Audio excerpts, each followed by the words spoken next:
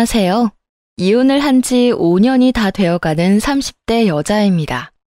사연을 듣다 보면 이상한 사람들이 많은데요. 오늘 소개해드릴 사연 역시 그런 제정신 아닌 사람들의 이야기입니다. 사람들이 이런 말들 하죠. 시누이 많은 집에 시집 가는 거 아니다라고요. 남편의 누나가 2명이 있다는 이야기를 들었을 때 그 말이 떠올랐지만 그냥 무시했었어요. 요즘 같은 세상에 시모도 아닌 시누이가 설마 시집살이를 시키겠어? 하며 안일하게 생각했던 것이죠. 물론 시누이뿐 아니라 시모도 함께 시집살이를 시킬 거라고 전혀 상상도 하지 못했기도 하고요. 왜냐하면 연애를 할 때나 신혼 초반까지만 해도 그들 역시 지극히 정상적인 사람들이었으니까요. 극성을 부리기보단 오히려 제 편을 들어주며 남편에게 무조건 잘하라고 하곤 했었죠. 그런데 임신 소식을 알리자마자 사람들이 180도 변해버리더라고요. 극성의 끝을 달리는 못 말리는 사람들로 말이에요. 가장 황당했던 사건은 바로 남편이 술만 먹었다 하면 자제가 안 돼서 일어난 일이었는데요. 연애를 할 때도 그렇고 신혼 초에는 술 자체를 입에도 대지 않던 사람이 제가 임신을 하고 난 후부터 가끔 술을 마시기 시작하더군요. 술을 마신 날은 무조건 만취가 된 상태로 들어왔고 그것도 모자라 외박까지 하더라고요. 다행히 외도 같은 것은 아니었습니다. 그저 술을 많이 먹어 술집에서 잠들어 경찰서에 가 있거나 대리를 불러 집 앞까지 와선 차에서 자고 있더라고요.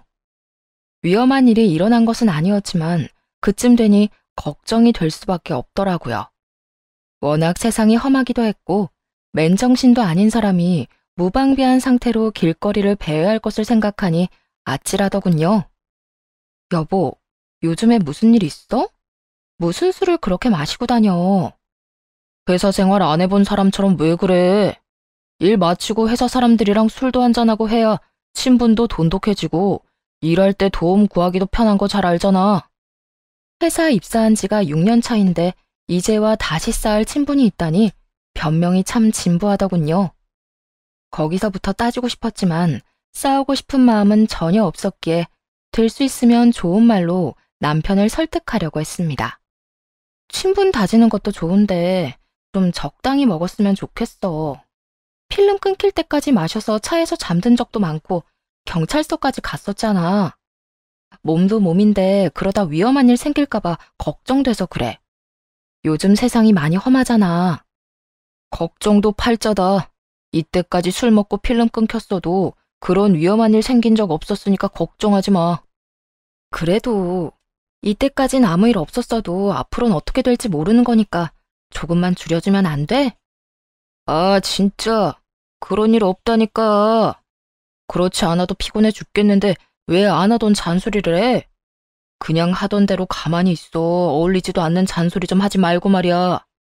아이씨, 생각해서 일찍 들어왔더니 괜한 짓을 했네. 나 나갔다 올 테니까 기다리지 말고 빨리 자. 지금 이 시간에 나간다고? 지금 9시가 넘었어. 지금 나가서 언제 들어오려고 그래? 그리고 모처럼 오늘 일찍 들어와 놓고선 이대로 나가는 게 어딨어. 모처럼 일찍 들어왔는데 잔소리만 한 사람이 누군데? 그러게, 사람이 일찍 들어와주면 고마운 마음으로 뒷바라지나 잘할 것이지. 당신이 이런 식으로 구니까 내가 다시 나가는 거야. 적반하장도 유분수라고 화낼 사람이 누군데. 좋은 말로 타일렀더니 도리어 화를 내고 나가버리더군요. 그것만 해도 화가 나는데 다음날 시모와 첫째 시누이가 집으로 찾아왔더라고요. 남편이 무슨 말을 어떻게 전한 것인지 성이 잔뜩 난 소 2마리가 집 안으로 들어오는 것만 같았죠. 너 우리 아들한테 쓸데없는 잔소리 했다고 하던데 그게 사실이야? 잔소리까진 아닌데 조금 타이르긴 했어요. 뭐? 올케 진짜 어이없다. 올케가 뭔데 우리 귀한 막내를 타일러? 올케가 무슨 우리 막내 선생이라도 되는 줄 알아? 그러니까 말이다. 넌 그냥 우리 귀한 아들 보필이나 잘하고 내 아들 자식이나 잘 낳아주면 된다. 그거면 네가 할 일은 끝난 거야. 그러니까 앞으로 내 아들 스트레스 받을 짓거리는 하지도 말거라. 처음엔 이런 반응들이 그저 놀라웠어요. 이렇게까지 남편 문제에 극성 떠는 모습을 처음 봤었으니까요. 그런데 두 사람의 극성이 길어지면 길어질수록 점차 화가 나더라고요. 저라고 입이 없어 가만히 있는 것도 아니었고 할 말을 다 하자면 두 사람보다 하고픈 말은 더욱 많았으니까요. 형님 말대로 제가 남편 선생도 아니고 어머님 말씀대로 남편 스트레스 받을 거 뻔히 알면서 제가 왜 싫은 소리를 했겠어요? 그냥 두고 보다간 그 귀한 아들이 살아 숨쉬는 꼴은 다신 못 볼 것 같아서 그랬어요. 뭐야? 그게 무슨 말인 게야? 글쎄, 그 귀한 아들이 술만 먹었다 하면 정신이 끊길 때까지 마신다고요. 술이 잔뜩 취한 채로 저번 주엔 경찰서에서 자고 저번 주엔 차에서 자고 오는데 두 분 같으면 그냥 두고만 볼 수 있겠어요? 그래서 한마디 했어요. 마시는 건 좋은데 조금만 줄이면 어떻겠냐고요. 부부 사이에 그 정도 말은 당연히 해야 하는 거 아닌가요? 이쯤 했으면 제 심정을 다는 아니더라도 조금은 이해할 거라 생각했는데 두 사람은 오히려 모든 걸 다 제 탓으로 돌리며 남편을 감싸기에 급급했습니다. 뭐? 내 아들이 어딜 가? 경찰서? 그리고 차에서 잤다니? 너 평소에 우리 아들을 얼마나 힘들게 하면 애가 술에 취한 와중에도 집에 오기 싫어 그딴 곳에서 잠을 자는 거야? 그러니까. 옳게. 도대체 내 동생한테 스트레스를 얼마나 주고 있는 거야? 설마 임신했다고 내 동생 노예처럼 부려먹는 거야? 아니면 사사건건 잔소리하면서 스트레스라도 주는 거야? 도대체 뭘 어떻게 했길래 내 동생이 인사불성이 될 만큼 술을 마시고 다니냐고. 제가 잔소리할 시간이라도 있으면 좋겠네요. 임신한 저도 나몰라라 하고 아침에 출근하면 새벽에나 들어오거나 아예 외박을 해버리는 남편한테 제가 무슨 수로 잔소리를 하겠어요? 얼굴이라도 제대로 보여줘야 뭐라도 할 수 있지 않겠어요? 올케가 진작 내 동생한테 잘했다면 밖으로 나돌지도 않았을 거란 생각은 아예 하지도 않는가 봐. 남편이 밖으로 돌면 그건 다 집사람 탓인 건 당연한 논리인데 말이야. 그쯤 되니 슬슬 화가 오르며 말이 술술 잘 나오더라고요. 한마디로 못할 말이 없는 상태였죠. 형님, 그렇게 잘 알고 있으면 제가 여기서 얼마만큼 더 잘하면 되는지 자세히 설명 좀 해주실래요? 하긴 형님도 술 한 번 먹었다면 끝장을 보는 사람이니 가정에 충실하진 않아 대답하긴 힘들긴 하겠어요. 어쩐지 같은 여자이고 같은 주부인데 어떻게 저렇게까지 제 마음을 이해 못하나 싶었는데 제가 형님한테 너무 과한 기대를 하고 있었네요. 뭐야? 옳게. 지금 내 면전에서 내 흉 보는 거지 지금? 뭐 이딴 게 있어? 내가 옳게 신우이라는 걸 잊기라도 한 거야? 아니요, 잊지 않았어요. 신우이란 걸 잊었다면 지금처럼 꼬박꼬박 존댓말하는 대신 저도 형님처럼 심한 말을 했겠죠. 이게 진짜 보자 하니까. 신우이는 이런 도발에 얼굴을 붉히며 흥분하기 시작했고 곧 시모가 팔을 뻗어 신우이를 제지하더군요. 그리곤 시모가 나서 대신 혼내기 시작했죠. 너 말버릇이 아주 형편없구나. 네 친정에선 이딴 식으로 굴어도 상관없을지 몰라도 우리 집에선 절대 그런 버릇없는 행동은 절대 용납 못한다. 넌 그저 네 남편이나 우리가 하는 말에 네라고 대답만 잘하면 되는 거야. 그게 우리 집 법도니까. 잘못도 없는 임신한 며느리를 이런 식으로 잡는 게 어머님이 강조하는 법도라면 저는 지키며 살고 싶지 않네요. 너 지금 내 말에 토를 다는 거니? 임신까지 했는데 이혼당하기 싫으면 넌 그냥 하라는 대로 하거라. 그제야 갑자기 태도가 바뀐 이유를 알겠더라고요. 임신을 했으니 자신들이 어떤 행동을 해도 뱃속의 아이를 생각해 섣부른 행동을 못할 거라 생각했던 것이었습니다. 아기도 물론 중요하지만 저는 저 자신도 중요하다 생각하는 사람이라 그 얄팍한 수를 내려다보는데 참 가소롭더군요. 시모에게도 더 이상 참을 필요가 없다고 깨달은 순간이기도 했죠. 저딴 식으로 조종하려는 사람에게 더는 존중이나 효심을 발휘할 바보는 아니었으니까요. 어머님, 지금 큰 착각을 하는가 본데 전 뱃속에 아이가 있든 없든 이혼하려면 할 수 있어요. 그러니까 그딴 먹히지도 않는 말 내세워서 괴롭히는 짓 하지 마세요. 계속 이런 식이면 며느리도 손주도 평생 못 보고 살게 되지 않겠어요? 되로 주고 말로 받은 시모는 이런 반응에 다시 한번 당황한 듯 보였어요. 그리고 이내 계획대로 되지 않아 열이 오르는 듯 마구 고함을 질러댔습니다. 어디서 시어머니를 말로 이겨먹으려고 구는 게야? 말 하나는 고분고분 잘 듣는 것 같아 예뻐해 주려고 했더니 네 복을 네가 차는구나. 어머님이랑 형님이 주는 복이 이딴 거라면 그냥 안 받고 말게요. 그러니까 복 줄 생각도 하지 말고 이만 좀 돌아가 주세요. 저는 괜찮은데 어머님 손주가 많이 피곤한 것 같아서 좀 쉬어야 할 것 같아서요. 사진으로 남겨놓지 못한 것이 후회가 될 정도로 두 사람은 절 멍청한 표정으로 바라보고 있더군요. 둘은 구구절절 제 말에 열이 받는 게 표정에 보였지만 마땅히 대꾸할 말이 없었는지 부시렁거리며 돌아가 버리더라고요. 이미 되돌리기엔 늦었고 되돌릴 마음조차 없었기에 심신을 달래며 남편을 기다렸습니다. 이때껏 일어난 일들을 생각해보면 틀림없이 시모도 남편에게 연락해 저와 있었던 일을 과장해서 일렀을 테니까요. 아니나 다를까 남편은 화가 나 불타는 고구마가 되어 들어오더군요. 오늘 우리 엄마랑 누나 내쫓았다는 게 사실이야? 정확히는 돌아가라고 말만 했지 직접 내쫓지는 않았어. 그러니까 언성 높이지 말고 차분하게 이야기해. 귀 아프니까. 지금 내가 고함을 안 지르게 생겼어? 당신이 뭔데 우리 엄마랑 누나한테 가라고 해? 여긴 내가 사는 집이야. 우리 식구들은 언제든 오고 싶을 때 오고 가고 싶을 때 갈 수 있는 그런 곳이라고. 당신만 사는 집 아니고 나도 사는 집이지. 우리가 함께 사는 집에 당신이랑 시댁 식구들이 오는 건 상관없지만 그건 내 허락이 있을 때 가능한 일이야. 그러니까 앞으로 오늘처럼 기분 내키는 대로 찾아온 일은 없도록 해달라고 전해. 예상치 못한 반응이었는지 남편은 당황해서 아무 말도 못하더군요.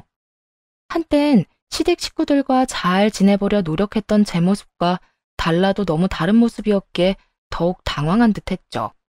당신 진짜 뭐 잘못 먹었어? 우리 가족들이랑 잘 지내려고 그렇게 노력했던 사람이 갑자기 왜 이렇게 변한 거야? 몰라서 물어? 당신네 식구들이 나한테 그런 식으로 구는데 내가 왜 잘 지내려고 노력하겠어? 어머님이나 형님들이 나한테 예의 안 지키고 막말하면 나도 참지 않고 할 말 다 할 거니까 그런 줄 알아. 당신이 안 참으면 어떻게 할 건데?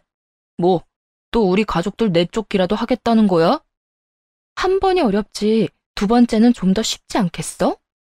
그러니까 당신 엄마나 누나가 이 집에서 쫓겨나는 일 다시 보기 싫으면 우리 사이에 있었던 일 위주할 고주할 시댁에 다 고해 바치지 마. 알겠어? 남편은 대답 대신 혼잣말로 질책하는 말을 쏟아냈지만 더는 상대하고 싶지도 않아 방으로 들어와 버렸습니다. 그 후 남편과의 사이는 점점 더 멀어지는 것이 느껴졌고 입덧까지 시작해 힘든 시기를 보내게 되었죠. 제 입으로 들어가는 음식 냄새는 물론이고 남편을 먹이려 만드는 음식 냄새도 역겨워서 주방 근처엔 얼씬도 못하겠더라고요.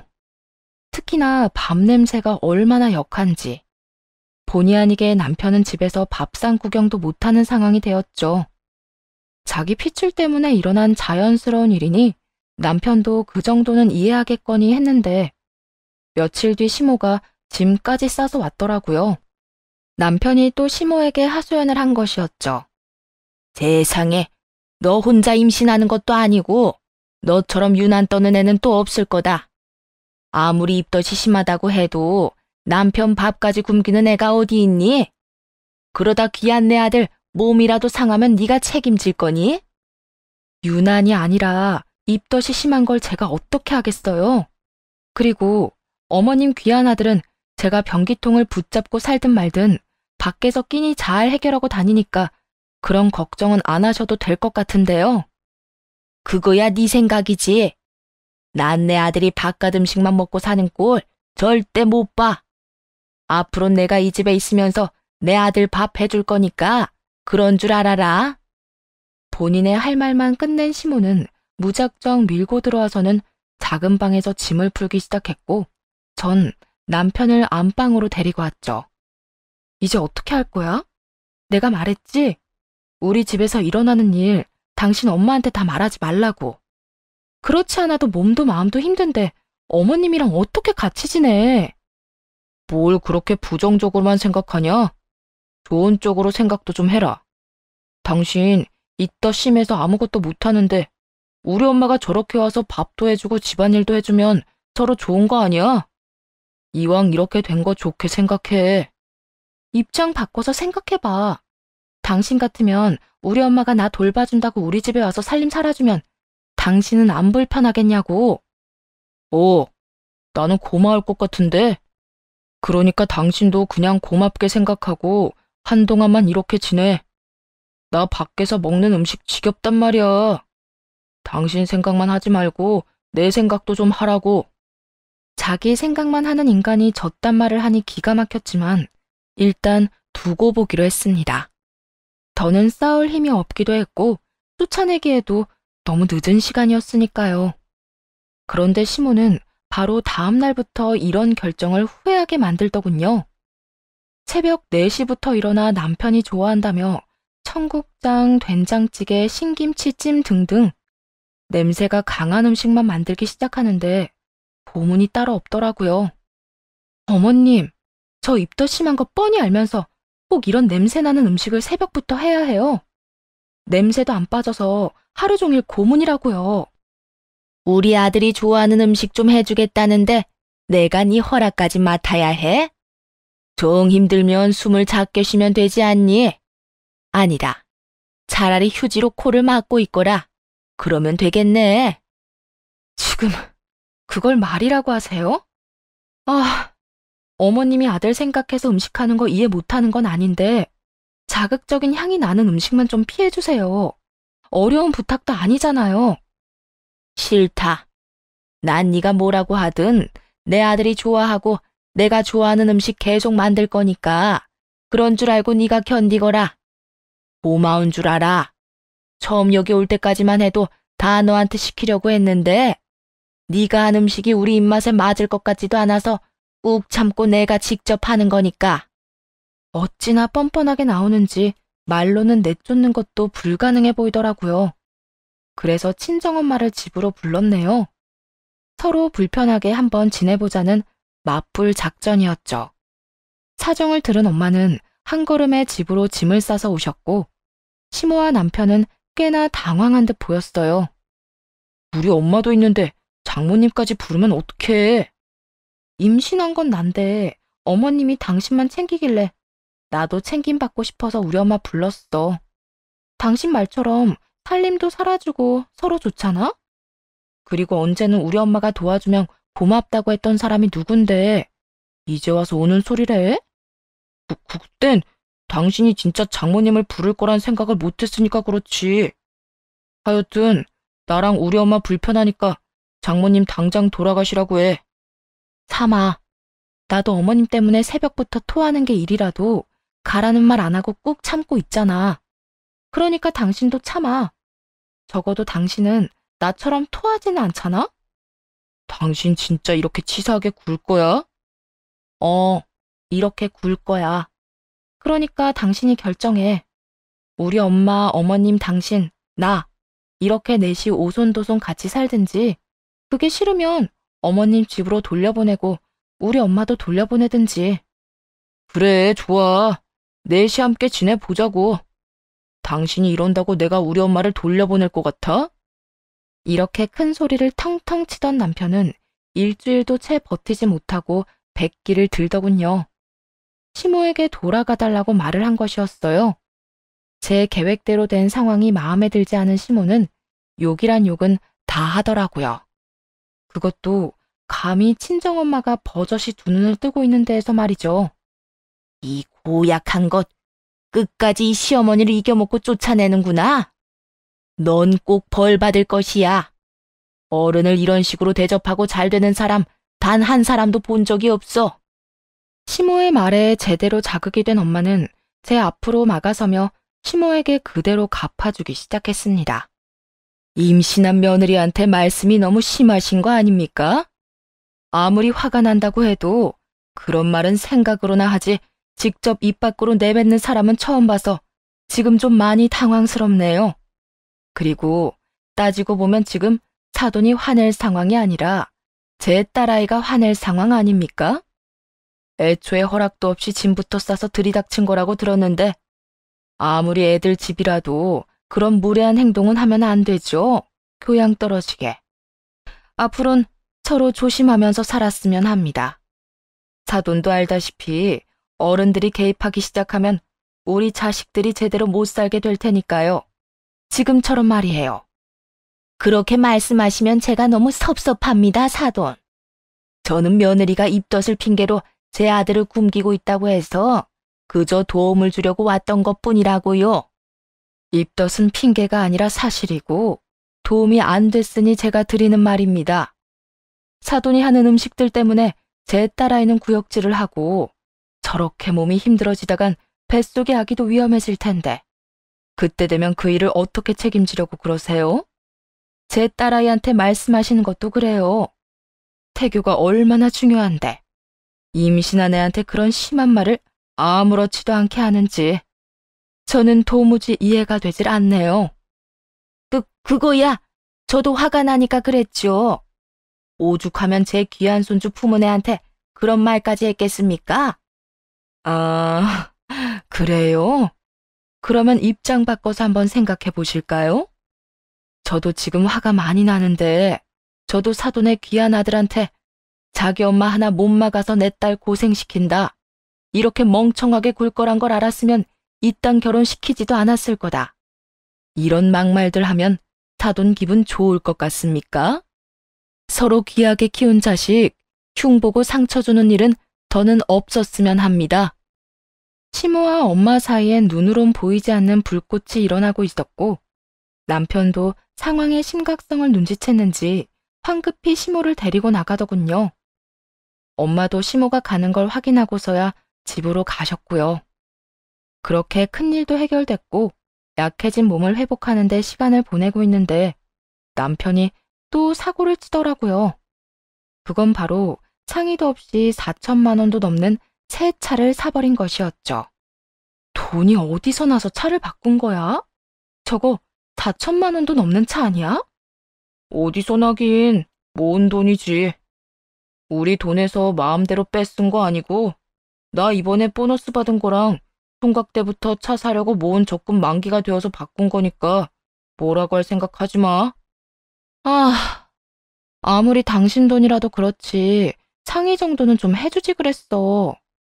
부부 사이엔 그 정도는 기본 아니야? 몰라. 보너스는 각자 알아서 쓰기로 했고 결혼 전 가지고 있던 돈은 서로 터치하지 않기로 했으니까 당신한테 트집 잡힐 것도 없다고.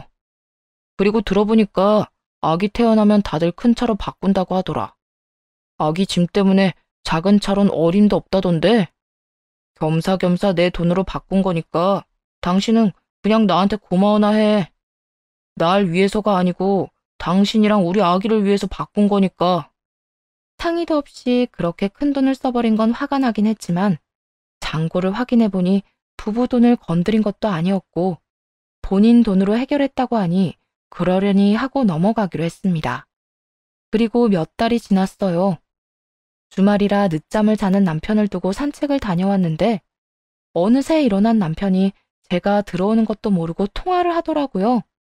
그것도 게임을 하며 스피커폰을 해놓은 채 말이에요. 그래서 언니랑 내가 투자한 주식은 얼마나 올랐어? 오르긴 오른 거야? 조금 오르긴 했는데 좀 더 기다려보면 더 많이 오를 거야. 그러니까 나 좀 믿고 그만 좀 물어. 하루에 몇 번씩 전화해서 묻는 거야? 그거야. 불안해서 그렇지. 너도 알다시피 언니랑 나, 형부랑 남편 몰래 너한테 준 돈이잖아. 언니 3천만 원, 나 2천만 원. 적금 깨서 너한테 주식 투자하라고 준 거 알면 우리 진짜 쫓겨난다고. 절대 쫓겨나는 일 없도록 할 테니까 날 좀 믿고 기다려. 설마 동생이 누나들 쫓겨나게 만들까? 은행 이자랑 비교도 안 되는 금액으로 돌려줄 테니까 걱정하지 말라고. 그러면 말 나온 김에 무슨 종목에 얼마씩 투자했는데 좀 보여줘봐. 네가 돈은 받아가고 종목도 금액도 말해주지 않으니까 너무 궁금하단 말이야. 에이 참, 나중에 좀 더 오르면 그때 짠 하고 보여줄 테니까 조금만 더 기다려. 조만간이라니까. 누나, 나 지금 좀 바쁘거든? 나중에 다시 통화해. 직감적으로 알 수 있었죠. 주식 투자는 애초에 하지도 않았고 그 돈으로 새 차를 산 거란 걸 말이에요. 심지어 아주버님들 몰래 돈을 빼내왔다고 하는데도 남편은 거리낌 없이 거짓말을 하며 게임에 몰두하고 있더라고요. 대형 사고도 그런 대형 사고가 따로 없었죠. 하지만 냉정하게 따져보면 제가 나설 필요는 전혀 없었어요. 사고는 남편이 쳤고 추후 일이 터져도 남편이 책임져야 할 테니까요. 거기에다 이미 마음속으론 무사히 출산부터 한 후 이혼할 생각도 하고 있었기에 더욱 제가 나설 필요는 없었죠. 그렇게 남편의 기가 막히는 행보를 지켜보는 사이 출산날이 다가왔어요. 출산 후 좋은 환경에서 회복하며 생각을 정리하고 준비할 것이 많았기에 조리원을 좀 더 신경 써서 고민하고 있었죠. 집에선 제가 뭘 하든 관심도 보이지 않던 남편은 생뚱맞게 시모와 함께 있는 자리에서 조리원 이야기를 꺼내기 시작했습니다. 정확히는 조리원 비용 이야기를 말이에요. 당신 요즘 조리원 알아보고 있는 것 같던데 그건 당신이 다 알아서 해. 난 조리원 비용 분담할 생각은 전혀 없으니까 말이야. 어차피 받을 생각도 없었는데 저런 식으로 말하니 오기가 생기더라고요. 더군다나 하필 시모가 있는 자리에서 저딴 이야기를 하는 저희가 눈에 훤해 더욱 화가 치밀어 올랐어요. 그런 게 어딨어? 나만 아기 부모야? 당신도 이 아기 부모잖아. 아기가 태어나느라 망가진 몸 회복하느라 가는 조리원인데 당연히 당신도 분담해야지. 그건 당신한테나 당연한 거고 난 당신한테 줄 돈 없으니까 당신도 돈 없으면 친정에다 달라고 해. 당신 엄마는 당신 못 챙겨서 안달인 분인데 그까짓 조리원 비용은 웃으면서 주시겠지. 남편은 재수없는 눈빛으로 저를 무시하고 있었고 남편이 파트로 매주를 쓴데도 맞는다고 할 기세로 시모까지 나서 그 말이 다 옳다고 편들기 바쁘더군요. 내가 들어보니 내 아들이 틀린 말을 하는 것도 아닌데 왜 그렇게 인상을 쓰니? 임신하고 내 아들은 제대로 챙겨본 적도 없으면서 조리원 비용을 바라는 건 네가 너무 염치가 없는 것 같구나. 그러니까 네 몸 회복은 네가 알아서 해. 아, 그래요? 그러면 조리원 비용은 제가 알아서 해결할 테니 두 사람 다 내 자식 얼굴은 볼 생각도 하지 마세요. 그러면 좀 공평하겠네요. 뭐야? 그러는 법이 어디 있어? 왜 화를 내세요? 임신했을 때 남편 못 챙겨서 조리원 비용도 줄 필요 없다는 그 논리 그대로 적용했을 뿐인데. 그렇잖아요. 임신했을 때도 저 혼자 애 지키려고 갖은 고생이란 고생은 다 하고 출산하고 내 몸 회복도 나 혼자 다 하는데 굳이 아무것도 한 것이 없는 두 사람한테 왜 내 귀한 애를 보여줘야 해요? 그럴 이유가 전혀 없잖아요.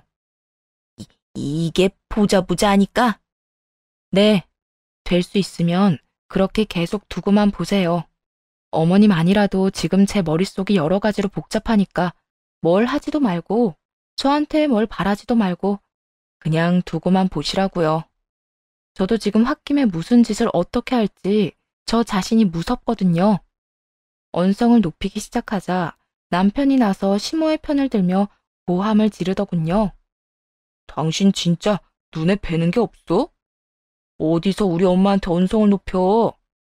우리 엄마가 틀린 말한 것도 아니고 당신이 버릇없이 구는 건 사실인데 우리 엄마가 당신 이 정도로 봐주고 있으면 당신도 빳빳이 등 그 고개 숙이고 감사한 마음으로 살아. 애 딸린 이혼녀 되고 싶지 않으면. 당신이나 내가 꾹 참고 살아주면 고마운 줄 알고 잠자코 있어. 내가 어디서부터 어디까지 알고 있는 줄이나 알고 이렇게 나한테 큰 소리 치는 거야? 그리고 이혼녀?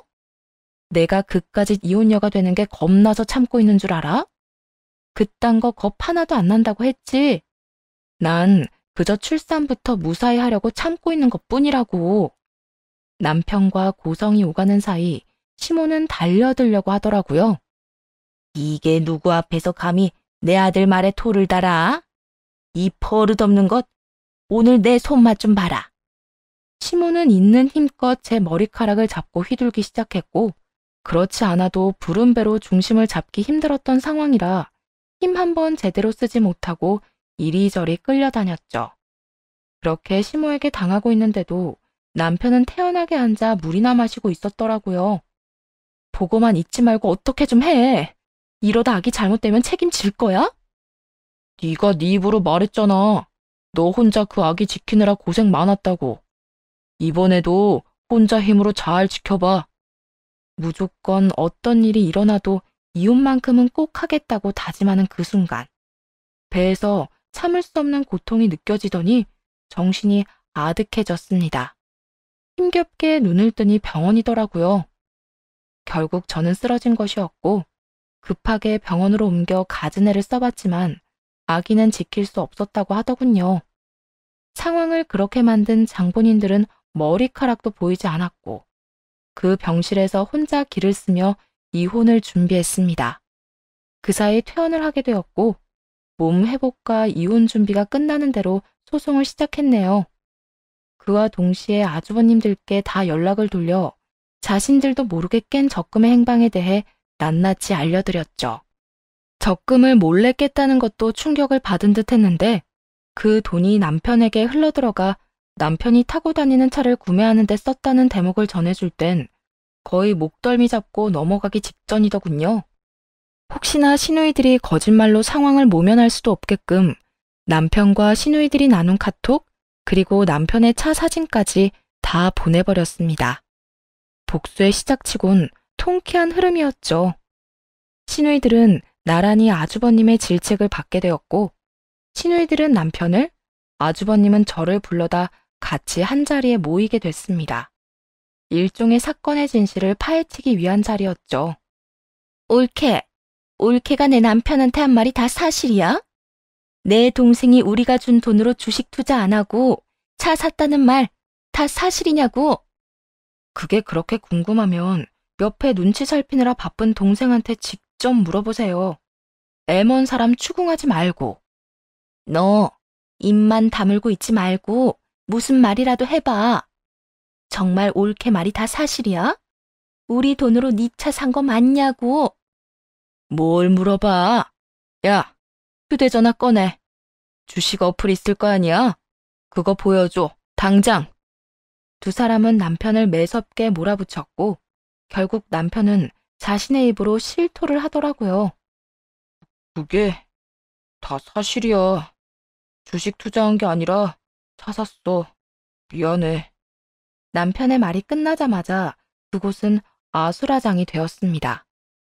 한 명의 시누이는 자리에 주저앉아 울기 시작했고 한 명의 시누이는 남편 놈을 잡고 흔들며 욕을 했죠. 그렇게 한참 난동을 부리던 두 시누이는 급하게 아주버님들의 눈치를 보며 빌기 시작하더군요. 자신들은 정말로 몰랐다고요. 우린 정말 몰랐어. 우리도 당한 거라고. 그러니까 제발 이혼만은 안 하면 안 될까? 그래, 이혼은 아니잖아, 여보. 우리도 감쪽같이 속은 피해자인데 이혼까지 당하는 건 말도 안 돼. 한 배에서 태어난 인간들 아니랄까봐 어찌나 뻔뻔한지 혀가 절로 차지더군요. 아주버님들도 저와 같은 심정이었는지 무릎까지 꿇고 비는 형님들을 매몰차게 뿌리쳐버리곤 그 자리에서 바로 이혼을 통보해버리더군요. 돈도 돈이지만 이미 신뢰가 깨져버렸다고 하면서 말이죠. 그렇게 한바탕 난리가 난 후 남편 놈은 시누이들의 연락을 다 무시한 듯 했어요. 본인에게 불똥이 튈까 싶어 잠수를 탄 것이었죠. 시누이들은 어떤 방법으로도 남편에게 연락이 닿지 않자 뻔뻔스럽게도 이혼 소송 중인 저를 찾아 친정까지 찾아왔더라고요. 올케, 이 자식이랑 연락 안 돼? 이혼 소송 중이면 연락이라도 될 거 아니야. 그래, 지금 전화 좀 해봐. 이 자식 우리 전화는 전혀 받지도 않는다고. 그딴 부탁이나 하려고 제 친정까지 찾아온 거예요? 그러면 어떡해? 남편은 이혼하자고 난리고 동생이란 놈은 연락도 안 되는데 그 돈은 정말 한 푼도 안 남은 게 확실해? 그 큰 돈을? 아직도 동생을 그렇게 모르세요? 그렇게 된통 당해놓고? 그 돈이 조금이라도 남아있었으면 이렇게 잠수는 타지 않았겠죠. 두 분 다 그 아끼던 동생한테 사기당한 거라고요, 사기. 저한테 이러고 있을 시간에 회사라도 찾아가 보세요. 그 생각을 못했네. 이 자식 이거 회사는 다니고 있겠지? 언니, 우리 회사에 찾아가자. 회사까지? 그래도 회사 가는 건 좀 그렇지 않나? 얘도 직장 생활은 해야 하잖아. 언니는 지금 이혼당하게 생긴 마당에 그 자식 직장 걱정하게 생겼어? 아, 마음대로 해. 난 그 돈 무슨 수를 써서라도 받아내야 하니까. 둘째 시누이는 곧장 집을 나섰고 곧 첫째 시누이도 그 뒤를 따라 나가더라고요. 저 역시 그 뒤를 쫓았고요. 모르긴 몰라도 한바탕 난리가 날 것인데 그 구경을 놓칠 순 없는 노릇이니까요. 남편의 회사 앞에 도착한 두 사람은 마지막 기회라도 주려는 것인지 다시 남편에게 전화를 걸더라고요. 하지만 남편은 받지 않았고 두 사람은 곧장 사무실 안까지 들어가 남편을 찾아냈어요. 그러고는 남편이 뭐라고 하기도 전에 한 사람은 멱살을, 한 사람은 머리채를 잡아버리더군요. 너, 언니랑 내 돈 내놔.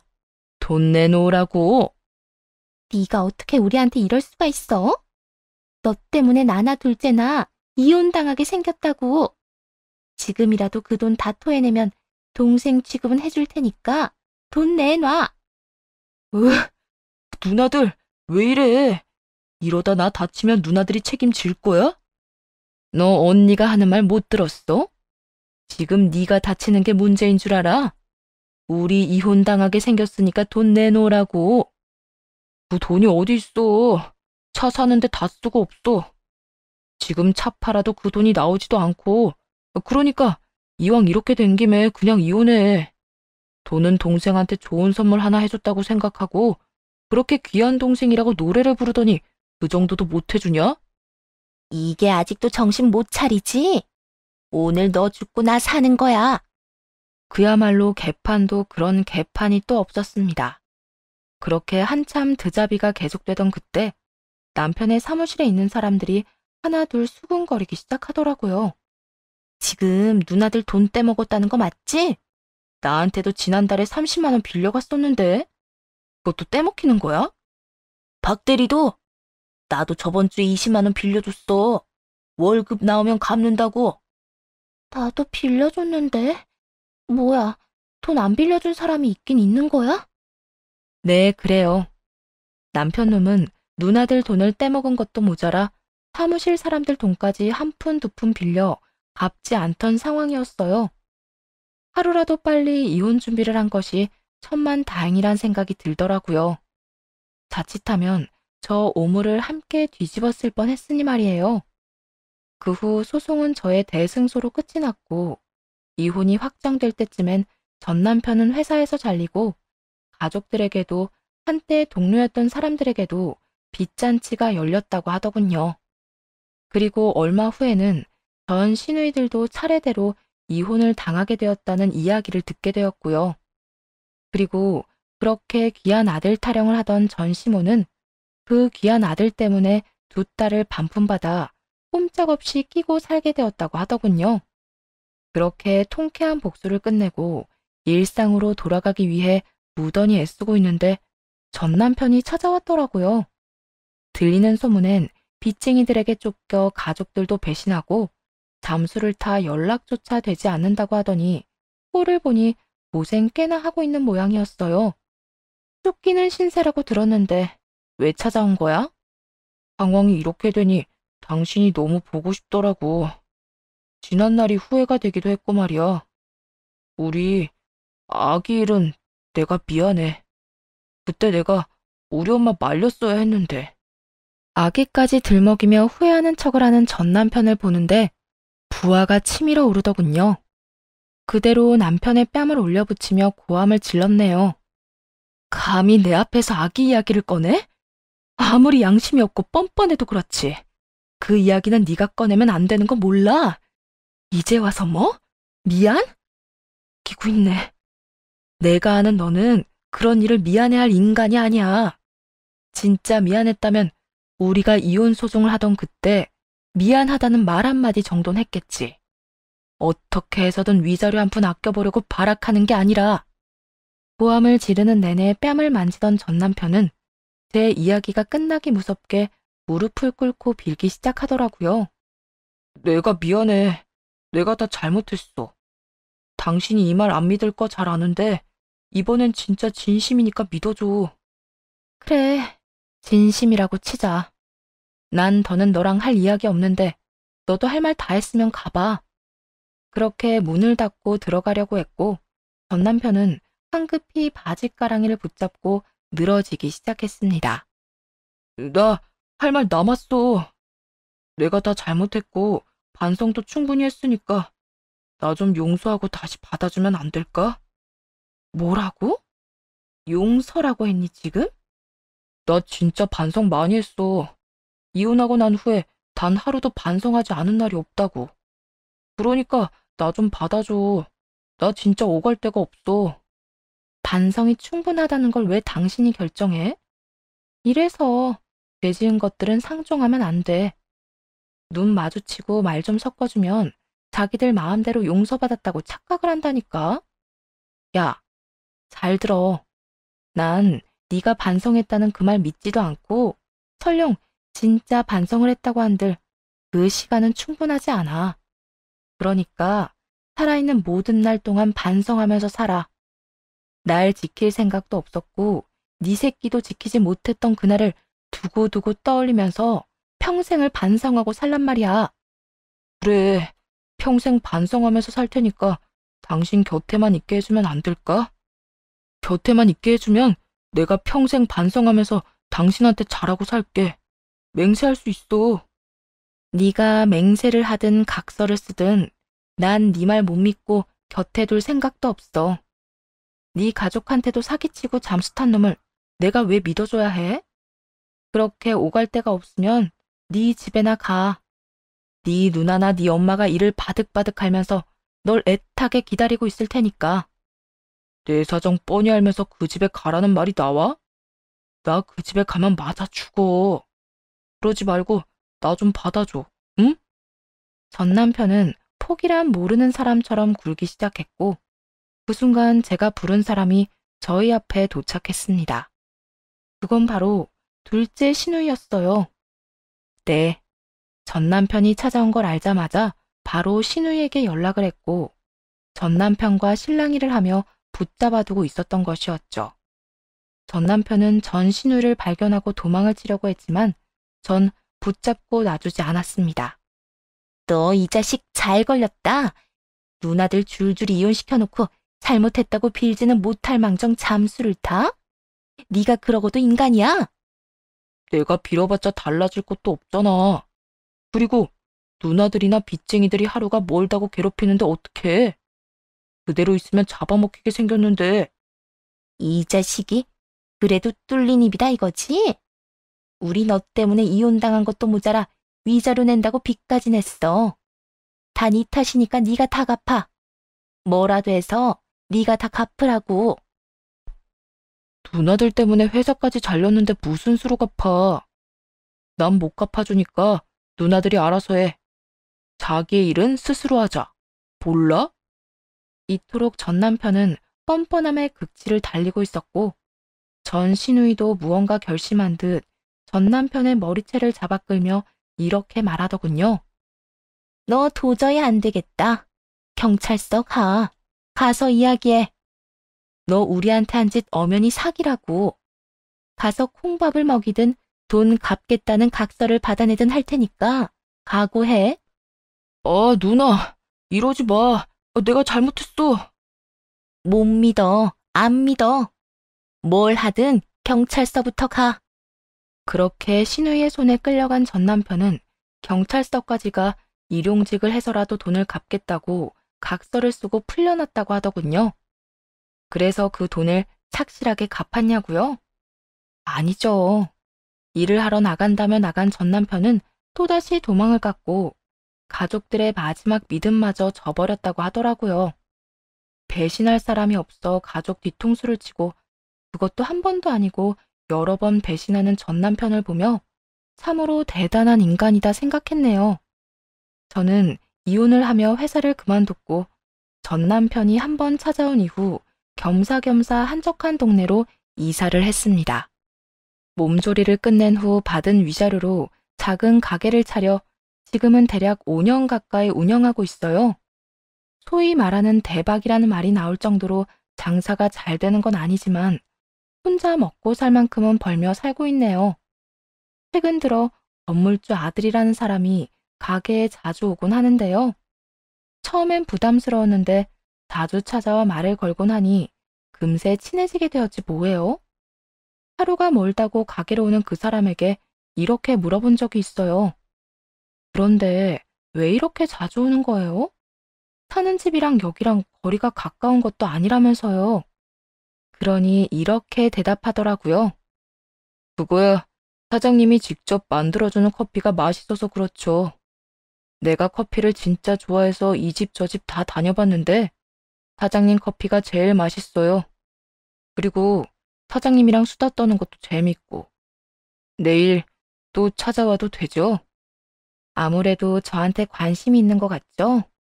이혼을 하며 겪은 일이 많다 보니 다가오는 남자들이 간혹 있긴 해도 다 밀어내기 바빴는데 이 남자는 조금 더 지켜보려고 해요.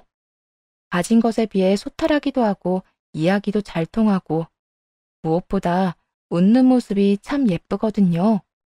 많은 이야기를 나누며 좀 더 자세히 알아보고 기회가 된다면 연애도 한번 해보려고요.